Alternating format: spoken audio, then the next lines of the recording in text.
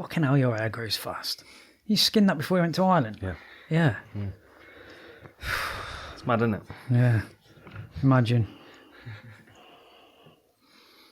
On the downside, I have to cut my fingernails a lot more often. So, there's a trade. I won't make a growth hormone joke because you are actually like shaping up to potentially fight. Wow. Someone fucking. It'd only be out of jealousy if you did make that kind of comment anyway. So. See? That's immediate karma. You were thinking of something. You were bitching about something in your head. I think about really nasty shit to say all the time. I stop not in this context the whole time, but particularly at the gym, and I stop myself because there's just because you don't want to open a can of worms that you're not willing to eat whole. There's in no way that I'm intimidated by cans of worms, but I'm just trying to be a grown up, innit, and not just fucking go that low all the time. You're failing. It's different. It's difficult. You're failing horribly. Difficult. Come on then. Oh, hang on a minute. Hello everybody and welcome to the Outlawed podcast. Come on now. Okay. This week we are brought to you by Cadbury's. Yeah. Are we? I've just had some. I love some. All right, just eating that yourself, have you? I only had one piece. You know what? These mics are so sensitive. I heard that, like, as you were coming through the door, I could hear you rustling. Can't be fucking with your blood sugar like that. Not at your age. No, I'm not. I'm all right. I've just worked out. You don't train anymore, do you? You're retired. Are you kidding me? What? What do you mean I don't train anymore? You don't train anymore, do you? I do train. Not since your knees. No, I train around. I sparred on Wednesday. Did you? Yeah, on one leg. First one. Yeah, just boxing. That's why you got that bruise under your eye. Both black eyes. See, I told you I was back. Both of which were one person we won't name because he'll make him feel good about himself.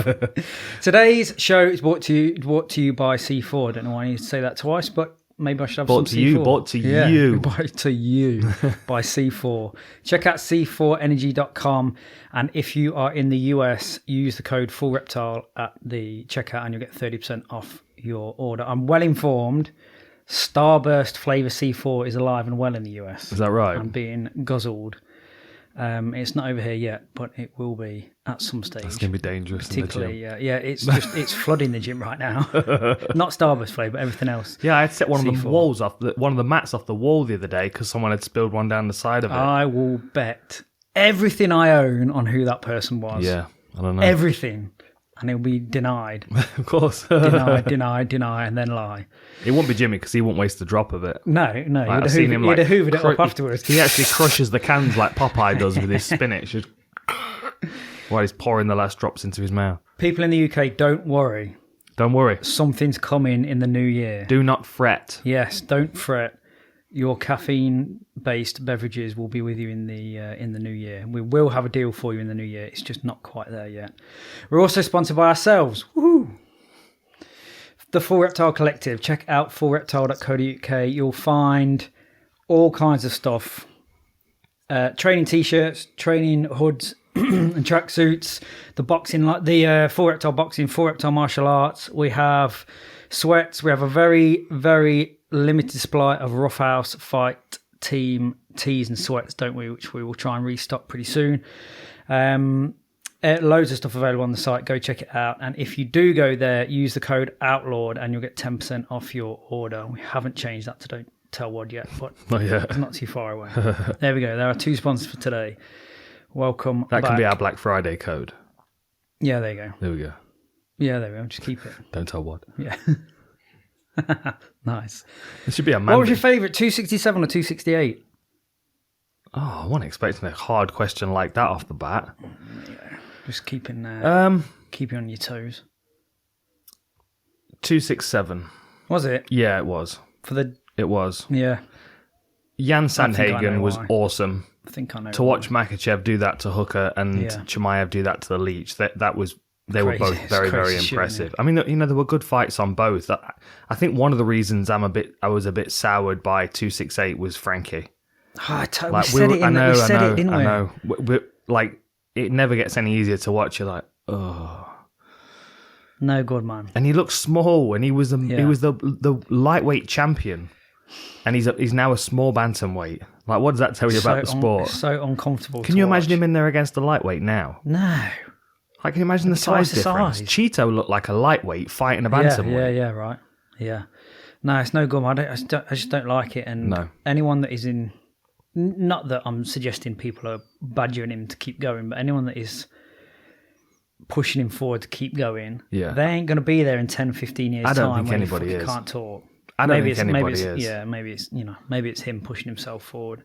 That character trait is why we all fell in love with him originally. Do you know what I mean? It's just, just get out. I know. Get out while you got. You know what Frankie Edgar's like though? He's like Steve Papp. You know, like my old Thai boxing coach Steve Papp, who got told off by the hospital for going climbing like 2 days after he had a heart transplant. The guy's a maniac. Like. Frankie Edgar will be the 71-year-old guy on the bag at the boxing gym that's still moving like he's in his 20s. Dun, dun, dun. Still faster than most people. Exactly. He's always going to look good. It doesn't necessarily mean that it's there, for the fights anymore. I don't know what this is based off, but I feel like he is someone that he's going to get a lot out of coaching. Like he looks like passing that knowledge on to the next generation was something that would be appealing to him. Yeah. But I can imagine him as a wrestling coach, you know what I mean? With his socks pulled up into his trackies and his sweat top tucked in. Yeah. That'd be great. And I know he's probably already doing that now. I think I've seen him keep coaching kids and stuff. Was he coaching out of a UFC gym or something? I think he was, yeah. Yeah. But that's another reason why to encourage these guys to step away at the right time, so we're not losing all that valuable information that they've got to give as well. We want them coaching. But this is a long-standing argument or discussion that we've had about. It's not just that they need paying just so they can go and have a fancy life and live on boats and whatever. It's paying them back into paying the people sport. Enough money that they can get out when the time's right. They can set something up and then they can relay the information down the lineage. Yeah, it's the whole point. Yeah, for sure. And going back to your original question of 267 or 268, as much fun as the Gaethje Chandler fight was, annoying. It did annoy me a bit, yeah, because like we all love that. We all love those blood and guts fights, but that one started blood and guts. It was like, I don't know. I mean, who said it in the corner? Yeah, don't stop trying to prove you're a tough guy. Yeah, like a lot of shots that didn't need to be tough. Loads. I had this conversation with Josh. I thought, because of Josh's level and experience in striking, I thought it would annoy him because there was just such a disregard for playing the game. Yeah, but you know what Josh is pulling like. People in, pushing people in, do you know what I mean? He likes a ding-dong. He was just like, that's fucking sick, bro. Yeah, but he's of that age where that's appealing, like to show people that you've got that to give. Yeah. He's brilliant, but these guys I feel like are a bit past that. I felt like Gaethje left that behind after the two losses, because that was the guy he was when he came into his the evolution. UFC. Yeah, and I don't know. I feel like he's like, and to be honest, I felt like Chandler was worse than Gaethje was with it. Like in the third round, he was like mugging him off and offering his chin. Gaethje was pinging him, and it was actually hurting him. Like, dude, that's actually a concussion. Yeah. Like, and then on the other channel, you should be mugging people off when he can't see out of both eyes. No. And then on the channel that Dana's watching, Octagon side, he's got Canelo on, who doesn't give you fucking anything. No free shots. Doesn't give you anything. It's a beautiful thing to watch. Like, there's a difference. One of those guys is interested in chewing his own food at his daughter's wedding. Yeah. The other guys are not thinking about Sunday. I like that if you need to fucking give that. But in a 3-round fight, at that level, they shouldn't have arrived at that stage within 2 minutes. Like Chandler was gassed within 3 minutes just because of the fucking intensity. The wing and everything. Yeah. Like, everything was 110, weren't it? Fun to watch. And if I was Octagon side, I'd have been standing on my feet screaming, of course. But I don't know. I was it's the same, like, sitting watching. Those two, I actually watched it after Canelo as well, so I'm like... And some stuff that Colby does, you wouldn't teach kids like that. No, that's not what it's supposed to look like. Like I know that can be, that's a thing. The higher up in sports you go, you can get away with doing stuff that isn't technically like ideal. Yeah, because things change when it's in splits of seconds and what have you. But there was it's your fault, yours and Jimmy's fault. Because now I watch it, I'm like, well, that's not how you do it. That's not how you're supposed to be doing it. And obviously, it is different because it's competition at the highest level, and you can't. You could lose plenty of fights by being technically beautiful, but not having the Chandler Gaethje thing, not having the dog, not having enough of that. You can lose like that. It's not all about technique, but a lot of stuff, like a lot of the punching stuff and the footwork, I was thinking, this must be annoying a couple of people. It must be annoying them. Like if I'm seeing it, you're definitely seeing it, and Jimmy's seeing it, and you know Josh is seeing it. Like falling off punches, and one of the things in the Colby Kamaru fight was I just felt Usman is very much more in control of his body. Like he never really overthrows shots. No. He moves himself in range, gets his shots off, and moves himself out of range. Whereas a couple of times Colby would just sort of throw, and then his feet would switch because of the momentum that he'd generated with his hands. But he didn't mean to switch his feet. That was the only way he was going to control his body. Yeah.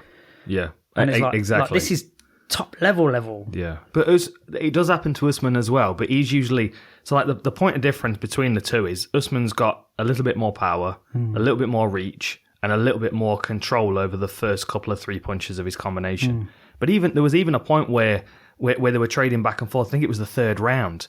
And like Usman's like wild up against the fence swinging, and Covington's just ducking and getting out of the way. Yeah. I'm like that's exactly what you need to do. But then he comes in and starts doing it, and then Usman's just backing out of the way. It was, I don't know. Colby is a tough motherfucker, man. Like, absolutely, like we know that the person that he puts across on the camera is highly unlikely to be the actual person underneath there, but that man has fight in his DNA. He does, absolutely, like absolutely does. Did you hear what he said to Usman afterwards? You sort of. I couldn't really get it, but sort of. Just like it was like basically, I'm trying to sell the fight. I'm trying to hype the fight for both of us. You know, that's it's all love. That's similar to what Connor said before I got spat on an attack. Yeah. I mean, you know, the Rose Weili fight was really interesting. Because it was a lot more competitive than I was expecting it to be. I thought Rose was going to do in the rematch what she did to Joanna in the rematch, and just dominate it, just be too much for her everywhere. And Weili actually made it really competitive, which it was good to see, because it's like it kind of makes sense of the MMA maths in, you know, for once. Yeah. Like Rose is better than Weili and Joanna. Yeah. And Weili just happens to be in between the two of them. Like Joanna's not good enough to beat either of them. Do you know what I mean? Yeah. But it's like marginal. It's like I was chatting to someone in China who's been in and around Weili, and they're like, she's got loads of potential to get better. There's some fundamental things that she's not really very good at, and they just don't train it. Yeah. And she's already at that level, and she's not training X, Y, Z of the whole package. And how ouchies? I don't, but I could find out almost immediately. She is 32. I'm on the wrong. Still got a bit of time. Wrong tab of 480 tabs that I've got open. Yeah, she's 32. Yeah. I don't really know. I feel like I've got a reasonable read on, like, as a male, where you peak as an athlete and stuff. But because I haven't been involved in female sport very much, I don't. Like, is that like, where is that for a female? Combat athlete. I don't know. Really sure. Honestly, I don't think there's a hard fast rule for MMA. No. I think maybe in a few years' time, when the other tangibles have been boiled down to the basics, like once everyone's got decent footwork and decent defense, and once everyone's, you know, around the same weight, and we've roughly figured out the right height and reach for these weight divisions, you know, kind of like what happened with Olympic Taekwondo. Like that's why, like, I got to a point where all of a sudden everybody in my weight division are like stick insects. And I'm like, right.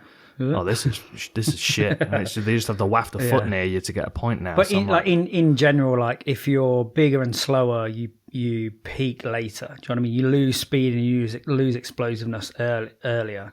You know what I mean? It's similar in a couple of different sports. Like, for instance, in rugby, if you as a prop who's not doing that much running, generally 120 kilos, like big dudes, you can play on till mid-30s, late 30s, but as a winger who's fast and smaller, and speed is the most important quality that they have, you're probably looking at 28, 29, maybe 30, 32, you're probably pushing it. So there's just that little bit of discrepancy. I feel like to some degree the same in combat. Like, if you're a bit slower and a bit bigger, you could probably peak a little bit later. Like, you can see the heavyweights coming through at Glover, you know, he's coming through late and winning stuff, whereas I'm not sure you could do. If speed and explosiveness was the key to your weight division, then maybe you're probably going to peak a little bit earlier. Yeah. You just think of an example just to ruin my theory. No, I could see you I could see your brain ticking. Which motherfucker's old and still killing it as a lightweight? Okay, let me give you this as a for instance then. It's fucking hot in here, you know. Do you think it is? Yeah. Got that heat button on, yeah, isn't it? No, it's not even on. No. What the fuck? It's menopause. You're right again. You're getting that age, aren't you? Huh? Menopause. Yeah, maybe, yeah. No, okay. So it's because you're nervous, because you know I'm gonna fuck up your theory. Menopause.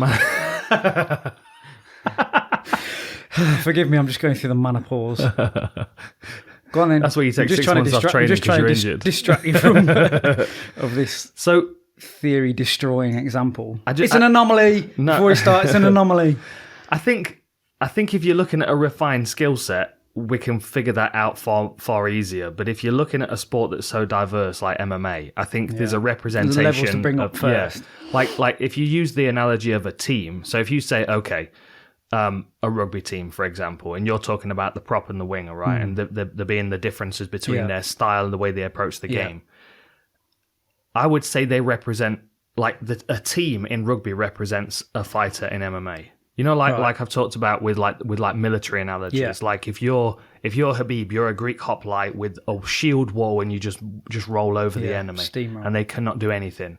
If you're a fighter like Wonderboy or like Machida, you're much more like the Mongols, where they come in and they skirmish and then back away and then get you to run and then attack you. Yeah. You know what I mean? So it's like the characteristic of an army or the characteristic of a team can be much like a fighter. So like if you look at Jessica Andrade, like her style is all about power and speed, and that's that predominantly is what shines when she's fighting. Whereas, so that will drop off at a rate much faster than someone who's like Joanna, who's got a more technical game, or Rose, that's not reliant on power and speed as much. Like technical assets of fighters can overtake physical assets, attributes. Because of the efficiency of being technically proficient. But I think that even say at welterweight, there are going to be guys later in their career that are Glover Teixeira style, and there are going to be guys earlier in their career that are, I don't know, Mike Perry style, explosive and a bit reckless and a bit messy, but will win some fights because those attributes shine through. But when those attributes start to fade, and when toughness and durability starts to fade, that's when the Glover Teixeiras start taking over. Yeah. And I think eventually it'll get to the stage where everyone's got that Glover Teixeira game, and then the attributes will be far more level out. Yeah. But I think we're a long way off that yet at the moment. Yeah, it's like, look at what's his name, Chris Barnett, for example. Yeah, Chris Barnett. Yeah. Now we're talking anomalies. Right, there you go. He thinks he's 170 pounds, don't he? I know, wicked. Yeah, and he took out Jan Vellante, who was Yeah, he had 1 foot in retirement, Jan, didn't he? He did, and 1 foot in Krispy Kremes. one roll in retirement. Fucking hell. I mean, you'd have to pay me a lot to be on TV looking like that, to be honest. I'm too vain. I couldn't do that shit. Nah, I need a year and some clenbuterol. Give me a year and a packet of clenbuterol. I'll come on. Okay. Shane Burgos and Quarantillo. Yeah. Another massacre. It was just an absolute massacre, wasn't it? You could tell the fans were exhausted from the fight before, though, because they were just quiet, weren't they? Like, as these guys were beating the fuck out of each other, they were like... Man, fair play. I thought Shane really put it on him, and Billy took it, and just a lot of people had done. Yeah. A fucking lot of people had done there under that pressure, and he, came back, and it was just He's got just another brawl. Burgos' boxing skills surprised me. Yeah, like he was just kind of hanging a little bit and slipping punches. I'm like, he actually looks like he spars boxing. Like he has. I think he does though. Yeah, but I mean, it just showed through in this fight, and I can't think of another time where it's really showed through. He's always looked like he was a bit too hittable, whereas this time he looked like he had a bit more head movement. After he got fucking pinged by, was it Barbosa? Yeah. Yeah. Horrible. Yeah, that was weird, mate. Not a bad way to make an entrance, Alex Pereira, was it? Oh, mate. Unbelievable. Not a bad way to make an entrance. And like Joe Rogan was... number one fan. I'm the number one fan of Alex Pereira, just in case anyone's wondering. Mate, he's lethal, isn't he? My concern is his lack of experience. Yeah. And I didn't expect much from Michaelides anyway. Most likely he's going to get, what's his name next, that Chimaev knocked out. Fucking... Who? Mershaw. No, Gerald Mershaw. Yeah. That's the next opponent for Pereira. Someone that's got good on the ground, but hasn't got the takedowns to get it there. Because his takedown defense looked alright. It's just tough, innit? Like Did he get taken down once?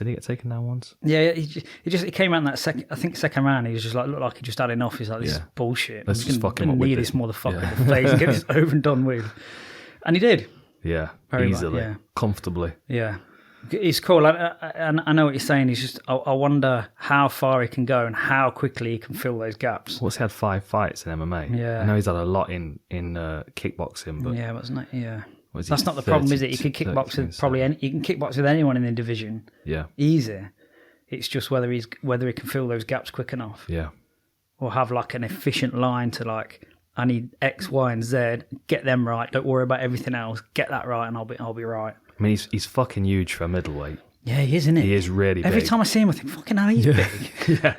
He's just long as well. He's got like orangutan arms, isn't he? He is. He's like nasty. Weirdly powerful. Nasty. Like, I mean, Rogan was right. Everything he was saying, he's like weirdly powerful. He connects at really short range, and it's just got this thud to it. It's like hitting someone with a kettlebell when they're not looking. You know what I mean? Yeah. Just like, I really like him. I think he's going to do some damage. I'd be very surprised if he rises to the top. I see already like people are prodding Izzy in that. Thing is, if they can match him right. If they can match him right, they can get him to Izzy without it looking too contrived. Do you know what I mean? But if you, what do you need? Probably 3. Just keep them the fuck away from Brunson, because that would be a nightmare. No, he's not going to win that, is he? Let's have a look. I mean, like you look. Okay, let's figure him out a path through the top 15 to the title. What do you need? 4? You need to find 4, maybe. I don't know. 3 in this day and age, isn't it? 3 in this day and age, and then fucking smash a bus or something. Yeah. You know, or get run a red light. That's it. You know, take a shit on someone's desk. I don't know, something to get it done. So who would you give him, mate? I tell you what, fucking like Uriah Hall or Darren Till would both be fun fights. I think he is a nightmare for Gastelum or Brad Tavares. Like honestly, there you go. That if you get one of those, that kind of all right. I've got someone out of the top 10 now. Done. Well, Now I need a top 3 or 4, and now I've got the champ. Okay, so if you go someone in the top 15, someone in the top 10, someone in the top 5. So Imavov won at the weekend, and he looked pretty good. He's a good striker. He looked well conditioned. So you go Imavov next, and he's at number 12. Darren Till at 8. He needs a 5. Or Sean Strickland, because he bores the fucking life out of me, and I'd love to see someone ping him with a knee. Yeah. And he's pretty much too a big square. And welterweight. He walks at him. Yeah, and then Jared Cannonier. And you're done. Oh, and then he's in there. Sir. Oh. Did you want it, sir? Suits you, sir. There we go. There we go. Done matchmaking. Anyway, piece of piss. Just call us, Sean. We got told at one point we weren't allowed to call them matchmakers anymore. Oh, well. It was weird, that, yeah. What do they want to be called? I don't know. Bout organisers? Or... Yeah. Okay. Fighter liaison. Oh, Ian Gary. Lovely. Ian Gary. He had me worried for a little while. He kept backing up square to the fence. Very nice finish to it. Beautiful. Lay back a right hand, right? Yeah. You can tell he's styling himself on Conor. I'm telling you, bruv. This public relationship thing you got going on social media, I'm going to regret that in your mid-30s. Regret it. The professional wag life is not going to look good in 10 years' time, is it? Nah, man. Oh, I hope he keeps it together. Yeah, he's such a good prospect. Yeah. No, we'll see how that motherfucking banshees. The banshee. The professional wag. Gross. Wag author. Gross. Honestly, search her name on Amazon. You'll fucking see what I say. Professional wag. WAG stands for wives and girlfirls. Yeah, that's just an English thing. It's got to be a Britishism. That it sounds the Premier like League, isn't it? Yeah. That's where it comes from. The Premier League? Yeah. What was it? Colleen Rooney and all of that lot. There you go. Is that what they used to call them? Wags, wives and girlfriends. Yeah. Fight night. Lethal. More dangerous than half the UFC roster. Yeah. Psychological vicious. Warfare. Yeah. Vampires. Strongest drug on the face of the earth. Got loads of good words for him. Banshee. Siren. You do. Right. You do have lots of words for him. Well, you encounter these people sometimes. Okay, are we on to the next card yet? Well, I think I'm out of order here, yeah. Of course you're out of order. Casey and Rafael Alves. What's changed? No, I just remember seeing it had changed. And then I didn't rejig. I've got the first one being Diakiese. Kennedy and Nzechukwu against Dar and Jung. Jamie's nodding, so he's... all right. I can't pick against Kennedy again. I picked twice against him. Carlos Ulberg, I thought, there's no chance he's going to smash him up. And he did, and then gassed. Hard. Bad. Yeah, off the cliff. Yeah. And Marquez just threw everything at him and couldn't get to him. And same. He's a bit of a rope-a-doper, isn't he? Just sort of not intending to be though. No. But surely a little bit. Most people can't lean over the top of the cage, can they? That's the point of difference. Like Stefan Struve. Can't get me. Get that little slip over the top of the fence. That Jung's about as big as him. There's only an inch difference, right? Mate, he's a fucking unit, that kid is. And I called his debut when he was fighting Khadis Ibragimov. And like that was a similar kind of thing. Like he came out fucking flying. Yeah. He was like psyched up, slapping himself in the face in the changing rooms, threw everything at Dar and Jung, and then ended up getting caught in the guillotine when he was gassed to fuck. I mean, it's a hard one to call because it's just like who the fuck knows. Like Dar and Jung's got a bit of. He had some nice wrestling up against the fence in the William Knight fight. Got a couple of trips from the body lock. And you would think that would be a pretty smart move from him if he can get hold of Kennedy and put him on his back. I don't remember seeing much from Kennedy off his back, right? Let me have a look at his UFC stats. And he got ragged around a little bit by Danilo, didn't he? Yeah, a little bit. He's a good grappler though, isn't he? Yeah. So 80% takedown offense. But how many times has he been taken down? 83-inch reach. Yeah, they're about the same height. Yeah. Nzechukwu is 6'5" and Dar and Jung 6'4". Yeah. But Kennedy's got a 5-inch reach advantage. I picked Kennedy because I didn't want to pick against him again. But do you think Jung can kind of drown him up against the fence and stomp his feet and make it ugly? And just keep thundering him to the body. Then put him on his back and tire him out. And I just can't remember seeing anything from Kennedy off his back, like even getting up or... Yeah. No, not really. I'm going to pick against him again. Oh, yeah. I'm changing it. Oh, yeah, you're going changing it. Dar and Jung. You're going with Jung, yeah? Yeah. Oh, well, I'll go in Nzechukwu then. I think he's durable enough to get through into the third round, and Dar and Jung's going to exhaust himself trying to take him down. And they'll just pat, and Jung will be standing TKO against the fence. That is his MO, really, isn't it? It's basically what he's done the last 2 times out, at least. Yeah, I'm going with the Nzechukwu. Yeah, so who have you got next? Because this is a mess. I have... hang on a fucking minute. Oh, it's not as much of a mess as yours. I'm not even on the right page now on this one. What happened here? Hold on. I'm on it. It's all right. Here we go. I've got Diakiese against Rafael Alves. Yeah. Alves reminds me a lot of RDA. Yeah, right. Like even the way he stands, like the position of his feet, his back foot's quite square and he's very flat and he's got that kind of swaying Muay Thai style and he sweeps and scoops and blocks But everything is like 110. There's no tap bang, is there? It's just like That's where Diakiese is going to be able to get him to reach and catch him.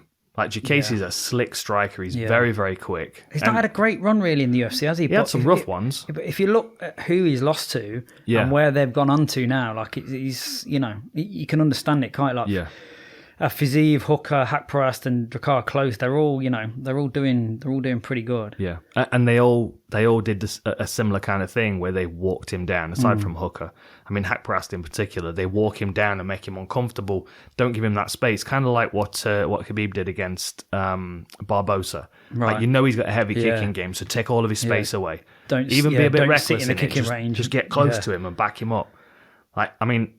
I don't think Alves is going to be able to do that. I don't think his footwork's educated enough. But he does have some good low kicks, and if he's able to chop into those legs as Diakiese's moving, he might be able to slow him down. I think Diakiese is going to be too quick for him, though. Yeah, just pick him apart a little bit. And I wasn't mad impressed with Alves' wrestling against Imagulov, but then again... He's got a guillotine, and Mark's been caught with a guillotine before, but it's, so it's less likely he's going to get caught with one again, you would hope. Learned his lesson, maybe. Yeah. Dan Hooker caught him, didn't he, with the guillotine? Mm-hmm. Yeah. I took Diakiese for similar-ish reasons in that I just thought it'd just pick him apart. It'd be a bit too sharp for him. Yeah. He has also been stopped with low kicks as well, Alvarez, early in his career. And that's because he stands so square. It's because he's so available to be hit. I think Diakiese lights him up. And I think if he starts doing that high knee block sweeping, that's where Diakiese starts seeing those little openings to catch him. Remember what he did to, what's his name, Teemu Packalén?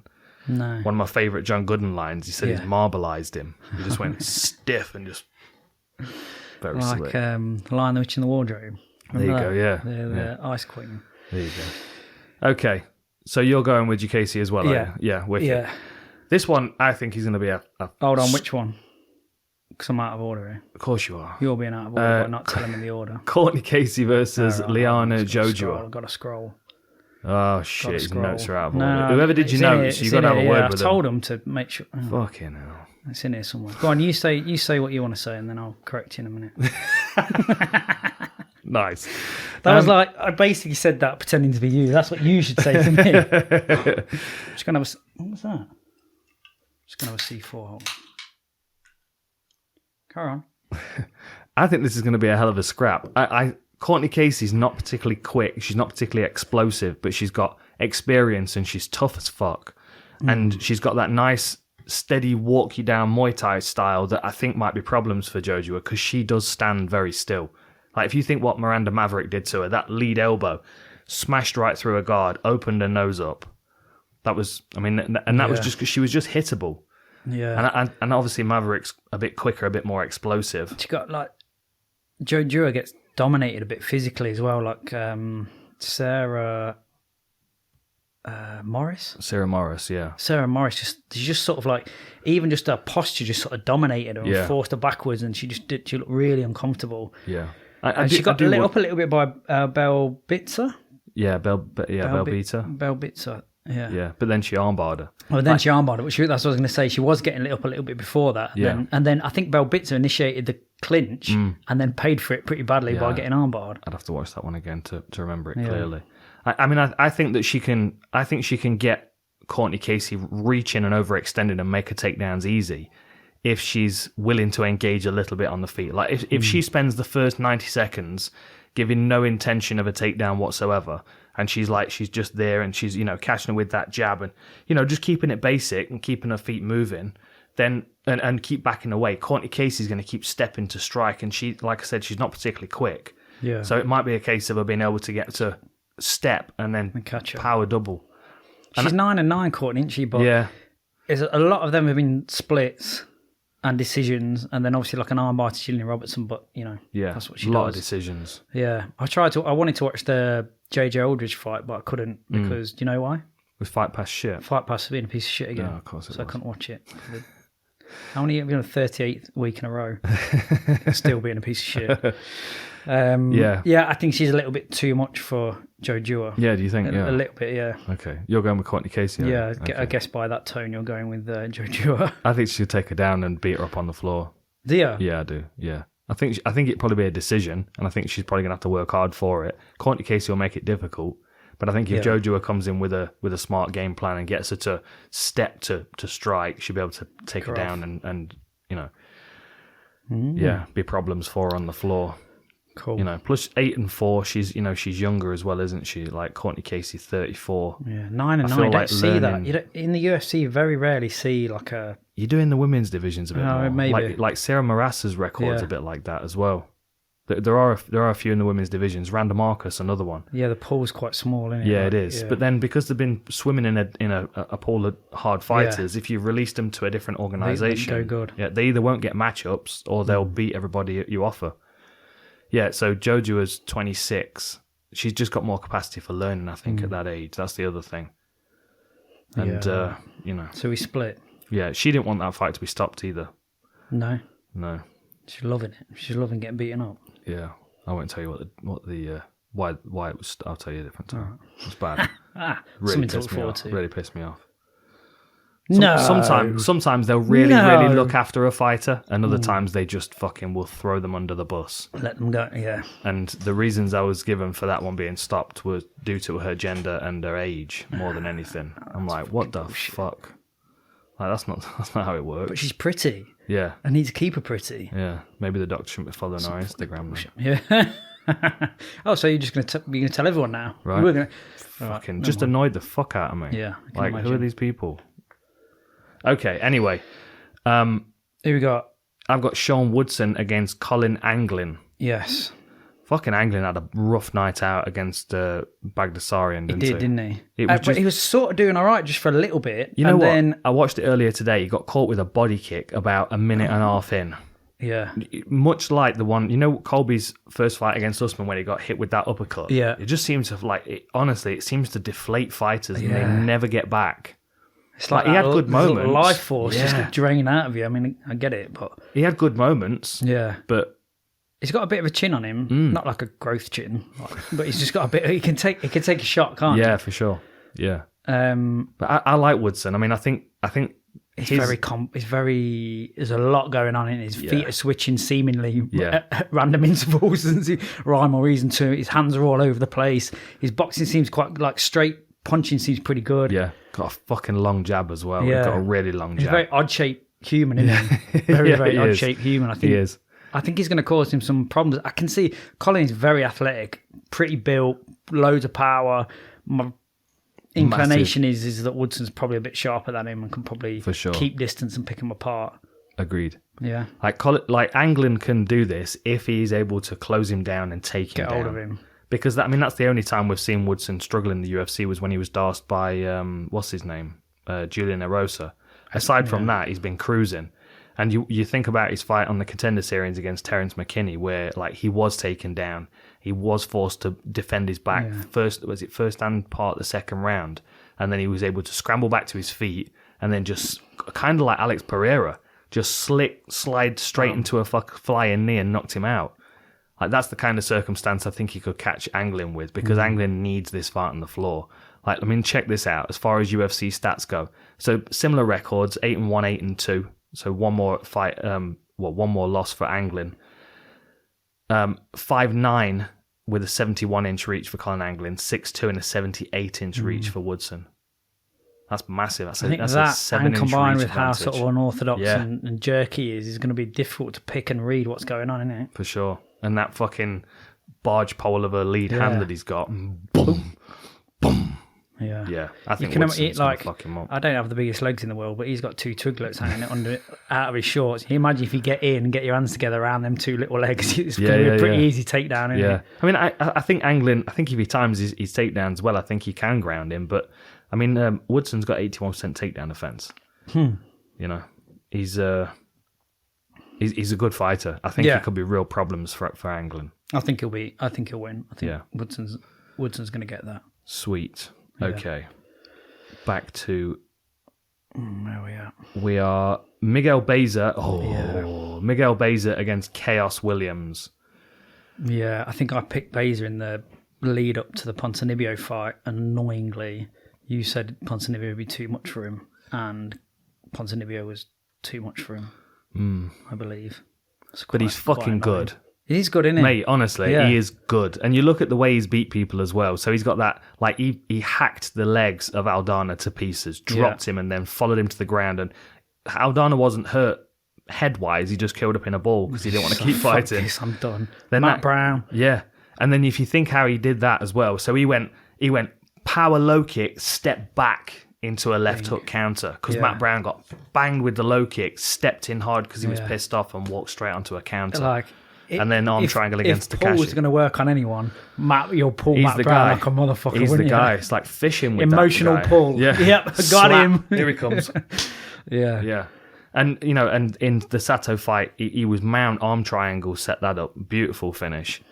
Ponzinibbio, I just thought was going to be too much for him. I mean, look at the experience. It was 10-0 against 27-4. Yeah. It counts for a lot. Yeah. I think he's gonna fuck up Chaos Williams unless he gets caught with something fucking, you know what I mean? Yeah, I think like Chaos. I think he's too skilled. Yeah, so do I. Agree. I think Baezer's going to win it. I think Chaos could be a reasonable test for him. He's a bit on that second wave. You know, people come in and gradually you increment the level that you fight, and you find someone. And he found Michel Pereira, didn't he? And then he lost that, and then he dipped, and now he's on that second wave up again. And he's, it's a good win. That Semmelsberger's like. we rate him. We've talked about it quite a bit, haven't we? That's a really good win at the stage that he's at. Yeah. But then, Morono's a good win, and so is Abdul Razak Al Hassan, but they were both under 30 seconds. Yeah. So it's like he can catch you with a clean shot. Like, think, for example, if Miguel Baeza comes in and he goes immediately for that outside kick and Chaos Williams trades it with a cross and knocks him out cold, yeah, for sure. 30 seconds in, Chaos Williams knocked him out and the fight's over. Yeah. But if it starts to go into the second round, Miguel Baeza's skill comes through. Yeah. And it's not like he's a small, underpowered guy. He's fucking Caramel Thunder. Yeah. You can't ever pick against someone that's called Caramel fucking Thunder. That is a brilliant nickname. I've got him. I like him. Yeah, I think so. Yeah, Chaos Williams has got a very cool name as well, but Caramel Thunder. It's pretty good. It's pretty good, isn't it? Okay. So we're going both going Baeza, right? Both going Baeza, right. Yeah. Glad I've talked you around into thanks for teaching me about MMA. Cynthia Calvillo against Andrea Lee. You don't really like Angela, do you? I think she's quite good. I remember we've spoken about it before, and you were like, "Nyeh." She's just very kind of. She looks very like. Obviously, I've never tied up with her, but she looks very strong. She's very athletic. She looks like wiry strong. It's like Texas rodeo type. Well, outside of MMA, I don't know. I think she's a Russian sleeper agent personally. Her nickname's KGB. She's not sleeping very well. She's a sleeper agent. That's very true. KGB. Yeah, that's not how it works. Yeah, she's got.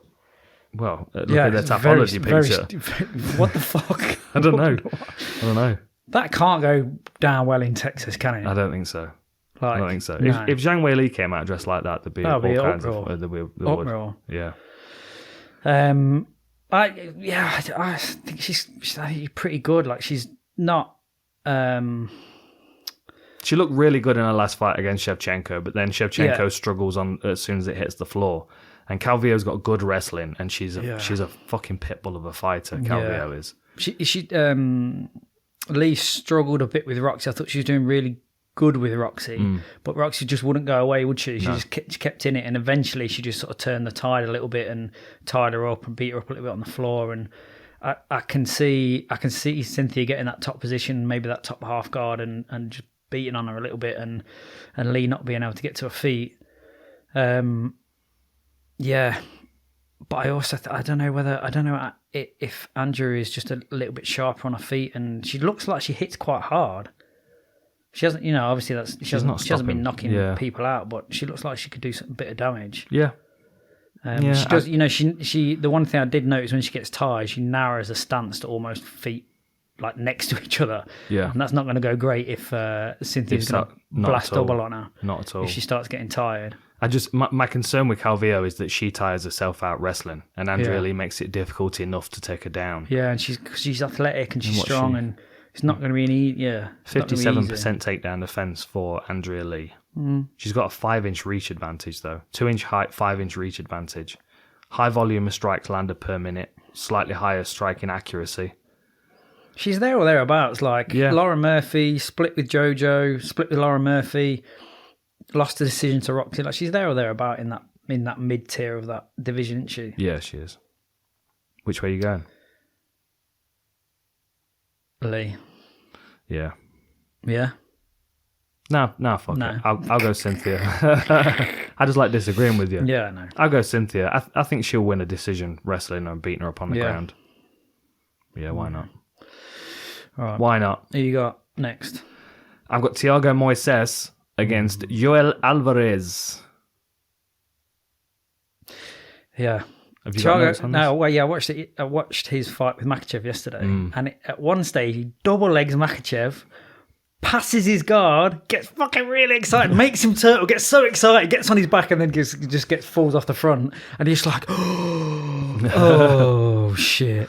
Yeah. But fair play. That's still, not many people are doing that. No.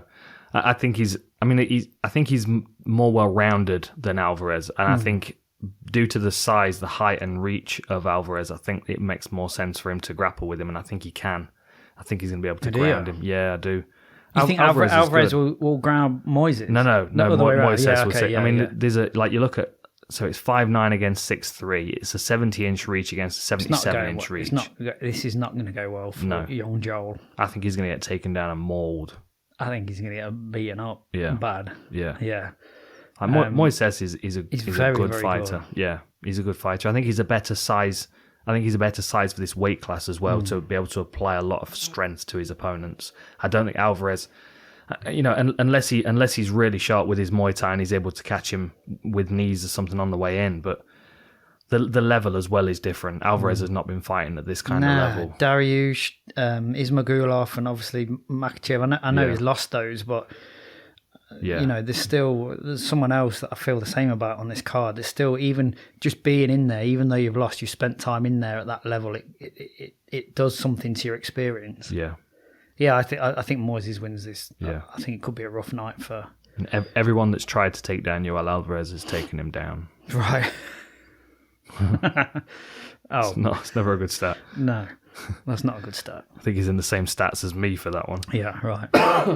Okay. Just lie down. Fine. Okay, save us both a little bit of effort. Okay, so we're both going Moises on that one. Yeah, I think so. Okay. I'm not stupid enough to disagree with you on that one. Okay. Song Yadong against Julio Arce. Yeah. I think Song is the future, which Ian Gary will be very annoyed about. Yeah. Stealing his nickname. He's 23. Yeah. He's got a lot of wins under his belt for a 23-year-old. He has. He got out Song Yadong by Kyler Phillips, didn't he? Out-bounced him, out-hustled him. That must have pissed him off because that's a fight. If he wants to keep that role going and move up through the ranks and start fighting, right at the top, he should have won that fight. And I'd imagine he'd be very annoyed about that. Yeah. But then if you look at the people he's got wins over. I mean, Marlon Vera and Casey Kenny are both good wins. Yeah. He's there. He's there. Sure. It's just. I think Kyler Phillips was just a bit too random for him. I mean, even with Casey Kenny having a similar kind of work rate or even higher than Kyler Phillips, he was still able to deal more with him. Predictable. Exactly. Yeah. He sort of knew what was coming. Yeah. I think he's very good. He's got very, very heavy hands. He's super athletic. He's in great nick. I think he's going to come through at 25 to 27. What's he going to be by then? He's going to have what's his record now? 17 5 and 1. He's probably going to be in the high 20s of wins by then. He's going to be he's a very impressive young man. I think he wins by decision. Yeah. I think he beats Arce by decision. Arce's got some good wins, man. That Dan Ige win looks very good. That Julia Erosa win looks really good. Yeah. But then, losing to Moraes and Dawodu, both split decisions. It does show he can be outworked by someone that keeps a high pace.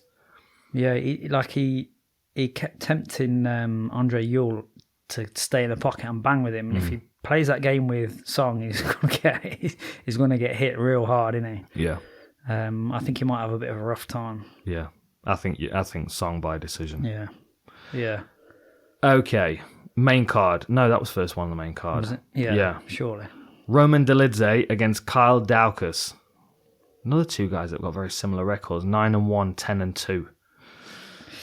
What are you saying on this one? Yeah. Dolidze is fucking huge, isn't he? He looks massive for the weight class. He's big, very lean. He's in good nick. He's part of this Georgian crew, Giga and Valishvili and Jojua. Yeah. I want to keep calling it Luana. It's Liana Jojua, isn't it? Yeah. Just merging names. I know. Yeah, they're tough people, aren't they? It's a tough crew coming through.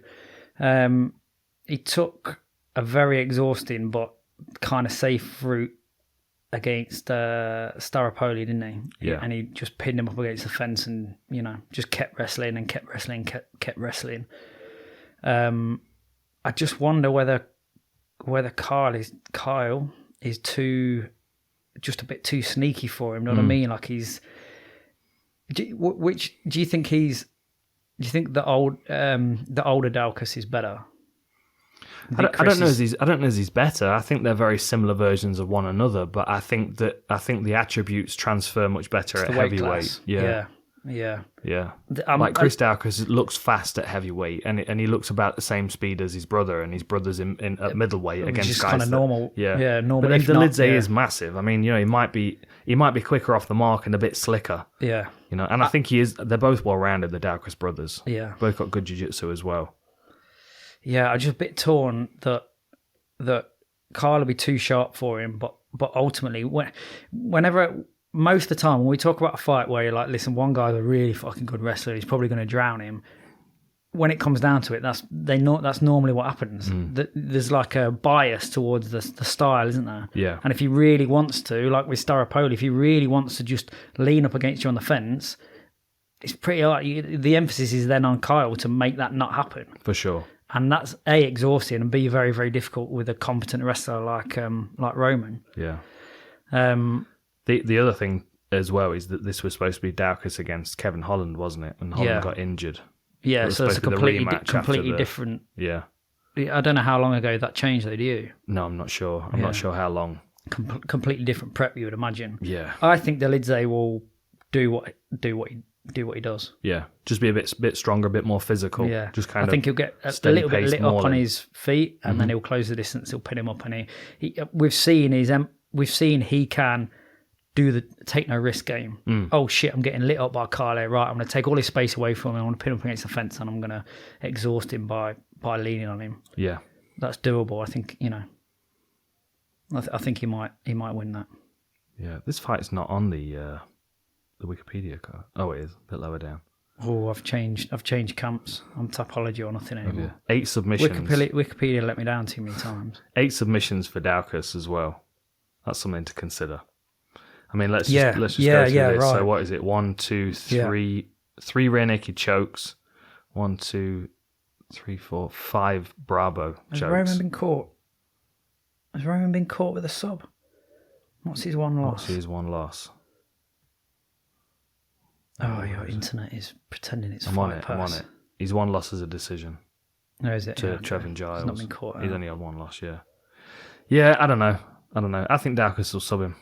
Yeah. At this stage, you may as well flip a coin. I think you're... No, I just like disagreeing with you. I think if it's close enough, I'll always disagree flip a coin, with you. It always lands on disagree. I think you're right up to the point where Dolidze starts to close him down and hold him up against the fence, and I think Daukus' conditioning is good enough to keep the fight working, keep the fight moving, and snag his neck. Yeah, he can get tired. Roman can get tired, like almost self-inflicted, innit? He can make himself tired. Yeah, I think he'll darce him. I don't know why they put Bravo on his thing. That's a gi submission. Right. Anyway, I think he'll catch him head and arm. Bravo, darce, anaconda, whatever you want to call him. Apparently, Josh telling me he's been anaconda-ing and dancing people up at the gym. You were there actually, weren't you? I missed it. Yeah. Massacring people, he said. Yeah, he's been catching a few people with him. Outrageous. Good. Learning fast. Yeah. Okay, moving on. So you've got Dolidze, I've got Daukus. Dolidze. I love disagreeing with you. Yeah. I love it even more when I'm watching the fights and my pick comes off. Man, I think my picks went all right. People think I really take this shit seriously with my picks, and I mean, I could make a good argument either way. There are very few fights I'm really sure that it's going to go one way or the other. Yeah. Most of these are MMA. Yeah, right. Yeah. Exactly. Okay, 3 fights left on the card. Felicia Spencer against Leah Letson. Yeah, hold on, I'm all out of order. Oh shit. Leah Letson. Yeah. Do you think Felicia Spencer takes her down, molds her and subs her?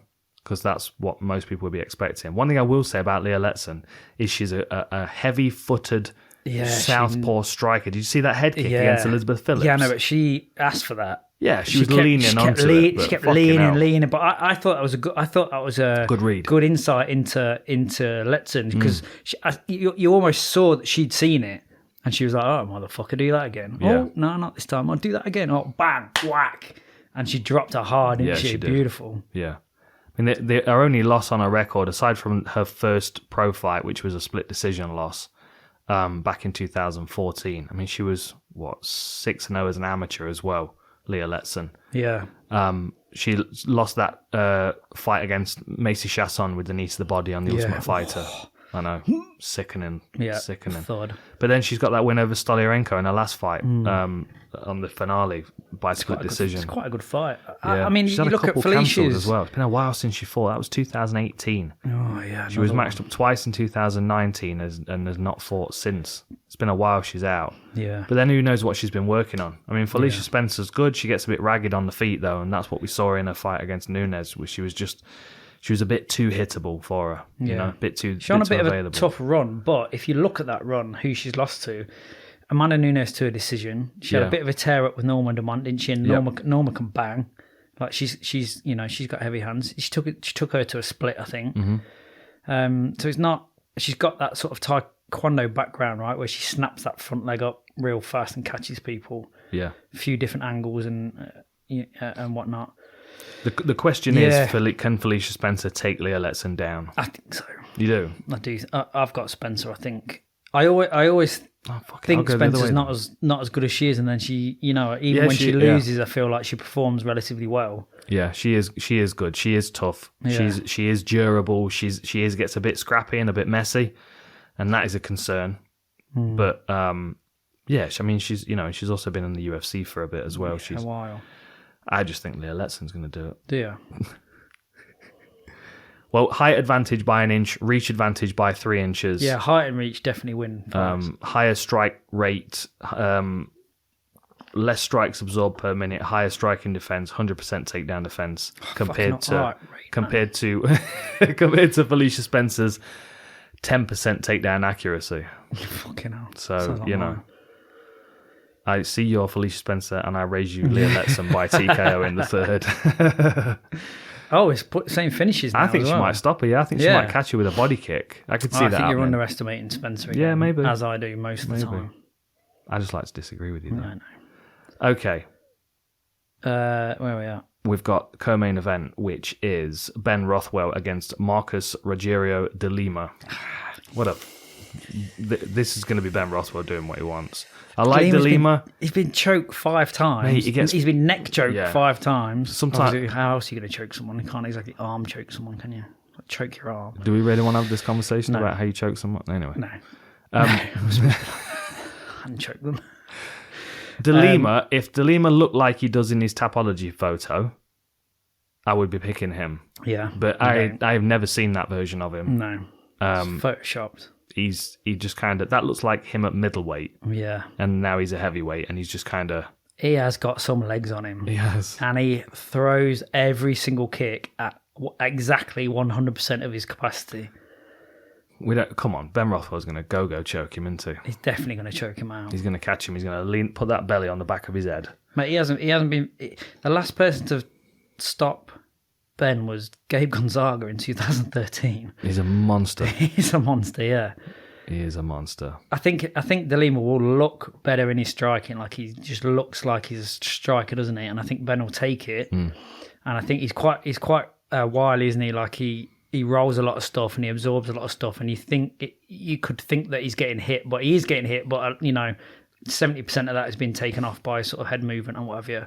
And that's what's going to fuck De Lima, because he's going to feel like he's having more success than he is. And then he's going to misstep. Gas himself to fuck. He's going to get clinched up, wrapped up. And I think Ben, there's the thing about experience, isn't it? Like, Benny's a very cultured fighter. He knows exactly who he is and what he does, and he doesn't really try to do anything else. He just, he's just been around, and he can't buy it, he can't fake it. You've just been around. Look who he's faced and how many times he's faced people. Yeah, 40 years old, over 50 fights on his record. Yeah. He's got chances a good are win percentage. this is a sub finish, right? For sure. I think you're exactly right. I think De Lima's going to come out. He's going to throw 2 minutes on the table, and he's going to be like, "Fuck it, let's go." And he's going to try and knock him out. He's going to feel confident. Rothwell's going to be standing tall, leaning up against the fence, taking these shots, body shots and head shots. And 2 minutes is going to pass, and De Lima's going to back up, and Rothwell's going to step forward, and he'll be like, "My turn." Shit, yeah, for sure. And then I reckon he'll probably sub him in the first round. Oh, first round. I think De Lima the fight will be gone after the first 2 minutes. Yeah. And Rothwell's going to sub him. I'd be amazed if it went the other way. I'd be amazed. Yeah. Okay, main event. Yeah. Max Holloway, Yair Rodriguez. I fucking love Max Holloway. I know. I love him. Like if you're fighting, like what's he gonna do? So you're fighting Max. He's pretty much got the best striking in the division, right? I would say some of the best striking in the sport. Pretty much. I mean, he was telling me in DC he was the best boxer. That's what I was sort of insinuating. Yeah, he definitely thinks he's got the best striking in the division. Where are you going to go? You're going to have to engage. He's smart enough and elusive enough that you can't just throw takedowns at him and hope he's going to do something. So you have to engage with his striking to some degree to set up your takedown, and then you just get peppered. That's it. You just get peppered coming in trying to do that, and then he moves off because he's very, he's got beautiful footwork and he's very elusive. Yair Rodriguez moves unbelievably well. Well, he did a couple of years ago. I don't know. We haven't seen him since then, have we? It's been a while. It has been a while. And it's not like he was busy before that. I think he fought maybe once a year before that. Mm-hmm. Yeah, I mean, he's been a bit plagued with injury, isn't he? Yeah. And he's had a lot of pressure on his shoulders as well. A lot of pressure on his shoulders ever since he came into the UFC. And he's been in the UFC a while, if you think. Like, he came through Ultimate Fighter season 1 of the Latin America. Yeah. That was 2014.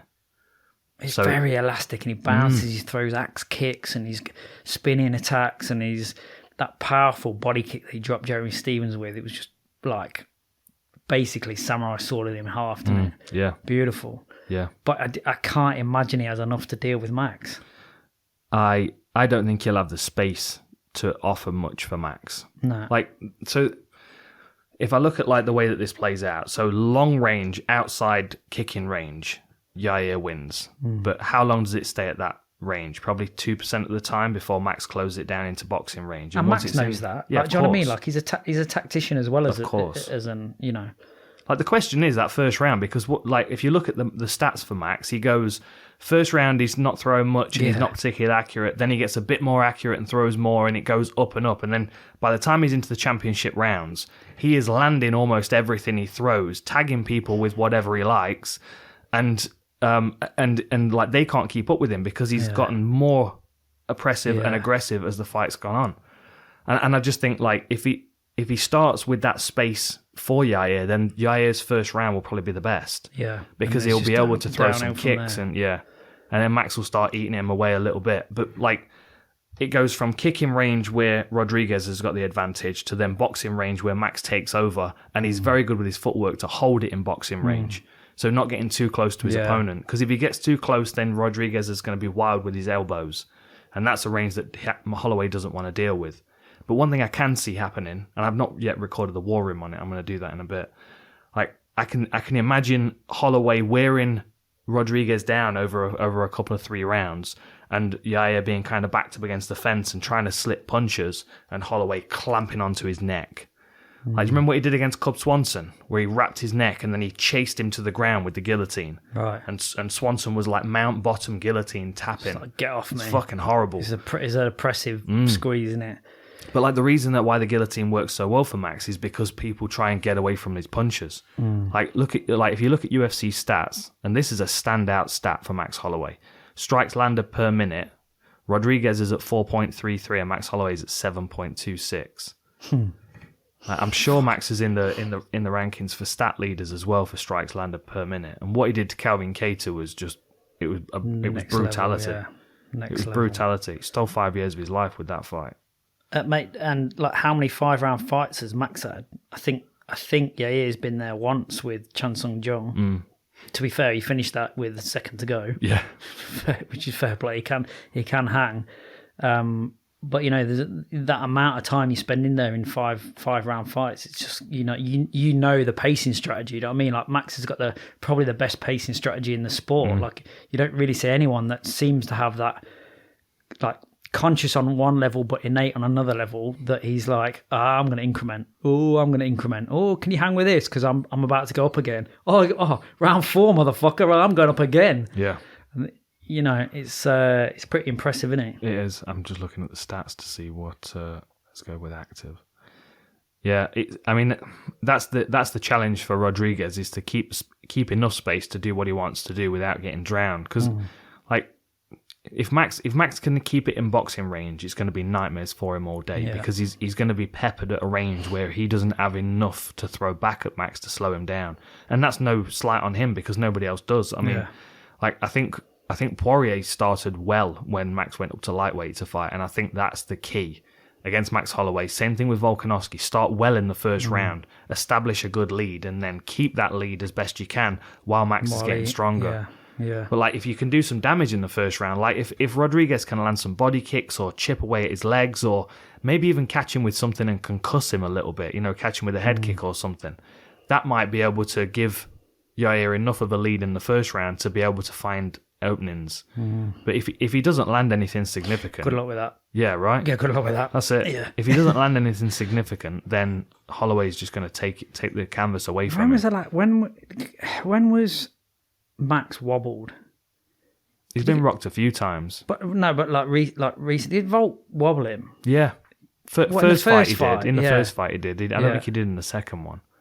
But yeah, I mean he does get cracked and he does get wobbled. Like Dustin Poirier had him kind of wobbling a bit. Yeah. He don't get. I expect Holloway to get just finished, does he? No. I expect Holloway to just be too much for him. And you look at the pace that he's fighting at as well compared to Rodriguez. Like, he's got more experience, he's got more wisdom at this stage, he's got more high-level experience, he's got a higher work rate, He's more seasoned in his game, he knows what he's doing. Rodriguez is still learning. Yeah. He's been stopped once by Poirier in 2012. Mount armbar. Yeah. Yeah. Like, he's not been stopped since. No. Like, he's only ever lost a decision. That's fucking... Yeah. I am Team Max in case you didn't realise. He was the only person that took McGregor to a decision at featherweight. Yeah. I like him. He's the man. He just seems to be... He seems to be peaking as well. Do you know what I mean? He knows who he is. He knows his game. He knows where he's at. He can look at the commentators and punch you in the face at the same time. It's pretty impressive. Very impressive. Yeah.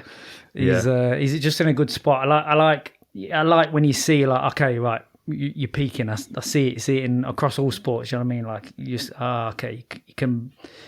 Yeah, you're right there. Yeah. And he's right there, isn't he? He is. Good luck. Yeah. I'm not sure this is going to go too good for him. Yeah. Cool fight. Cool couple of cool fights. Really good fights. Yeah. Really good. But I think. I mean, I'm up for being surprised. I have nothing against Yair, and I think that he has got a lot of potential. But I think the weight of his potential is heavy on him. Weighs on him. Yeah. Like that first fight against Jeremy Stevens, that was Mexico City. I was there for that, and you could tell the weight of it. Like, his parents were there. He went over to him before the fight started, and he was like, all fired up. And then when it was an accidental eye poke, and it was stopped because of that, and he was just fucking losing his mind. He was like shit talking Bisping in Spanish as he came in to interview him and stuff. It was like he was just kind of the weight of the event. It was all about him.